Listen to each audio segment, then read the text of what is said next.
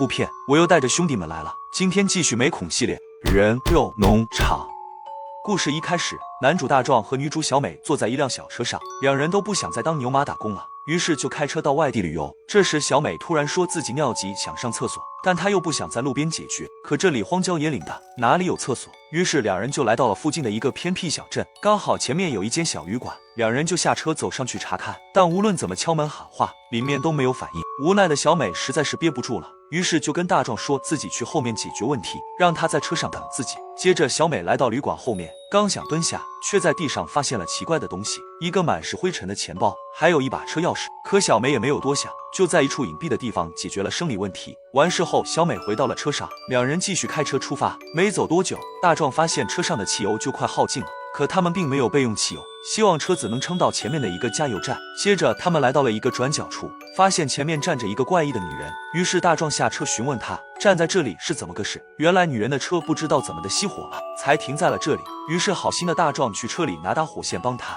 而小美就跟这个妇人闲聊，但这个妇人很奇怪，一直在询问小美跟大壮结婚了没。小美被问得不耐烦了，让她别管闲事，可妇人说的话越发过分，她甚至诋毁大壮，说他是一个不中用的人。这话可让小美不乐意了，大壮明明在帮助她，可他却要这样诋毁大壮，但妇人却说自己没要求帮忙启动车子，是你们主动停下来的，这可把小美惹毛了，真是好心当驴肝肺。她马上让大壮别修了，赶紧开车离开这里，本来好好的自驾游，全让这个怪女人破坏了。小美还在车上抱怨那个妇人，大壮表示以后再也不会帮助路人了。接着车子停在了一个公路餐厅前面，两人饿了就去里面吃点东西。小美向服务员打听这里有没有什么特色菜，服务员却说这里只有简餐，于是就点了2份牛肉汉堡。画面一转，餐厅后厨这边似乎在煎肉，但这肉看起来好像有点奇怪，根本不像牛肉。很快牛肉汉堡做好了，两人从未吃过这么好吃的汉堡。吃完后，两人正要走过去买单，突然一个怪异的男人挡在了小美面前，还跟她说这里不安全。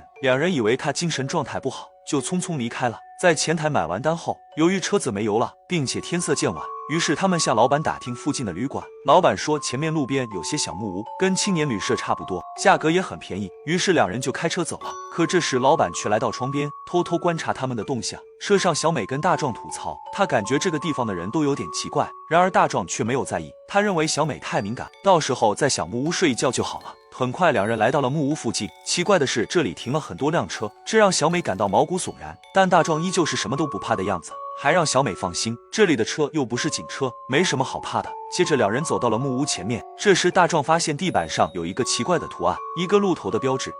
可两人还没意识到问题的严重性，以为这只是一个普通的图案。接着两人走进小木屋，但这里面阴森的环境让人不寒而栗，不像有人居住的样子。小美害怕的想离开这里，却被大壮拦住了。因为桌上有残留的餐具，所以大壮认为这里肯定有人，于是就让小美再等等看。接着大壮带着小美走上2楼，果然2楼住着一个男人。看着走上来的大壮和小美，男人叫住了他们，两人被这个有点邋遢的男人吓到了。男人表示自己刚才没听见有人进来，并询问他们是不是想要个房间住。三人闲聊一番后，男人带他们来到了房间。这房间不能说简陋吧，看着也能凑合着住。男人介绍说自己很久以前就在这打工，后面房东太太过世了，于是他就独自经营着这间旅馆。看着男人的面目表情，小美感到有点不自在，于是就打断了他的讲话，说自己今天有点累了，想早点休息。男人说自己只是喜欢和人谈话而已，接着他就离开了这里。然而大壮却责怪小美太无理了，可小美觉得这个男人有点可怕，可能是自己的错觉吧。晚上两人早早的睡觉了，然而他们不知道的是，床下居然还藏着一个男人。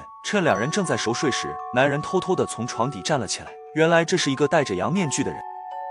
第二天小美醒来后，发现自己被关在了一个笼子里面，周围好像是一个农场，可这里一个人也没有，无论她怎么挣扎都打不开这个笼子。小美拼命呼喊着大壮的名字，没想到这时昨晚的羊头男出现在她面前，他拿着一根木头敲击着笼子，示意小美不要大喊大叫。小美害怕的不敢轻举妄动，见小美安静了点，羊头男这才离开了。可好景不长，一个戴着牛头面具的男人走了过来，他拧开一瓶滚烫的开水，然后倒在了小美身上。画面一转，在一间阴暗的屋子里，小美的手脚都被绑住了。她在一张椅子上醒来，发现自己全身都被绑在了这张椅子上。她尝试着挣脱出来，可就在这时，一束光打在了小美脸上，紧接着一个戴着兔子头的女人走了进来。她从旁边拿来一个大针管，并向小美走来。小美害怕极了，接着秃头女按住小美的嘴巴，强行给小美进行人工受孕。完事后，秃头女离开了这里。只剩下崩溃的小美还在椅子上。不一会儿，羊头男和牛头男过来给小美松绑，然后将小美抬走了。接着，小美又被他们关在了一个笼子里，被牛头男拖着笼子一直往前走。一路上，他发现这个农场里的人都戴着动物面具，似乎每个面具人都有属于自己的工作。小美对此感到不可思议。接着，牛头男在一间屋子前停了下来，他把小美扔到了里面。这是一个密闭的小屋，只关着小美一个人。画面一转，镜头来到一个关着很多男人的房子，但他们却像动物一样被关在了笼子里。一个看着像新来的男人也被关在这里，他很疑惑自己为什么会被关在笼子里。男人想要呼叫对面笼子里的人求救，但他的嘴巴却被烤住了，说不了话。无论他怎么示意求助，其他笼子里的人都无动于衷，因为他们自己也出不来。男人崩溃了。就在这时，几个面具男走了进来，男人很疑惑他们要干嘛。只见面具男用套索框住另一个男人的脖子，然后一锤子把男人给砸晕。看到这可怕的一幕，男人拼命挣扎，岂料转头面具男就来到他面前，看他这么不安分，直接一锤子也把他打晕。面具男把这些人堆在一个拖车上，然后将他们拉出了农场。接着几人来到了一个类似食品加工厂的地方，他们要把笼子里的男人给加工成食物。接着猪头男找到了经营旅馆的那个男人，男人告诉猪头男今晚的饭必须要在3小时内做好，因为晚上餐厅大概有80人要用餐，可猪头男不确定能不能按时做好。于是男人亲自来到后厨监督，让他们加快做菜的速度，菜和肉必须要分量足够，不然满足不了这么多用餐的人。接着男人不满地离开了。回到办公室，男人接到了一通电话，随后就急匆匆地跑了出去。紧接着男人跟猪头男来到了奶房，很明显这里关押的都是女人，她们被当作一个生产的工具。可以看到这里很多管子从天花板连到笼子里，然后利用管子来进行物质的传输。接着男人发现最近的产量下降了很多，这时猪头男来到了一对母子面前，他认为是孩子的原因才导致产量下降。随后他打开笼子，强行把孩子给抢走了。猪头男称了一下他的重量，发现重量也不达标，于是就让孩子领了盒饭，这让笼子里的女人痛不欲生。男人和猪头男临走时还吩咐他们将奶送到厨房。画面一转，女主小梅已经被困在小屋里2天了。突然她听到隔壁传来女人的咳嗽声，小美从上面看过去，只见一个伤痕累累的女人躺在了那里。小美问她这里是咋回事，女人告诉小美她之前去过的小旅馆，负责物色猎物，然后趁他们睡觉时捕获他们，接着就把他们当成奶牛或者做成食物卖掉。小美问她来这儿多久了，女人说已经2年了，她曾经生过一个孩子，还流过几次产，现在她再也怀不上了。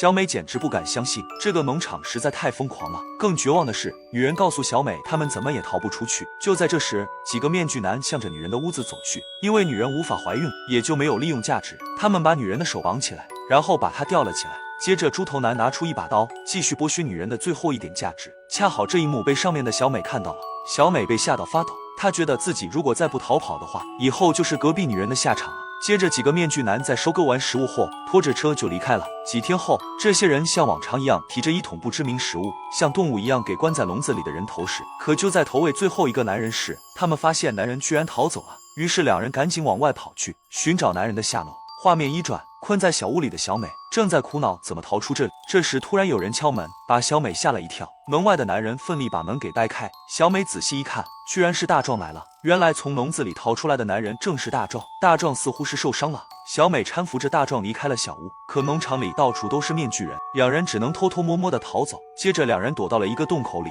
等上面的面具男走后，2人才继续逃跑。随后2人来到了一个废弃工厂里，小美看旁边有一辆大货车，于是赶紧爬上去看能不能开，但是大货车怎么也启动不了。就在这时，羊头男出现了，小美吓得急忙下车，扶着大壮躲到了里面。这时羊头男发现车门被人打开了，于是到里面进行搜查，而小美2人恰好躲在羊头男对面。好在这时电话声响起，羊头男不得不跑去接电话，小美和大壮也趁机离开了这里。不一会儿，2人走到了一处树林里，发现眼前有一间类似教堂的房子。2人走到里面，看到桌上放着的都是动物面具，并且墙上还画着几个戴着动物面具的神父。就在这时，大壮发现了窗外的牛头男，小美马上带着大壮离开。然而在逃跑的途中，2人不小心被绊倒了，原来是大壮踩到了捕兽夹，眼看着牛头男就要追上来了，但大壮却怎么也站不起来。无奈的小美只好丢下大壮，自己一个人逃跑了。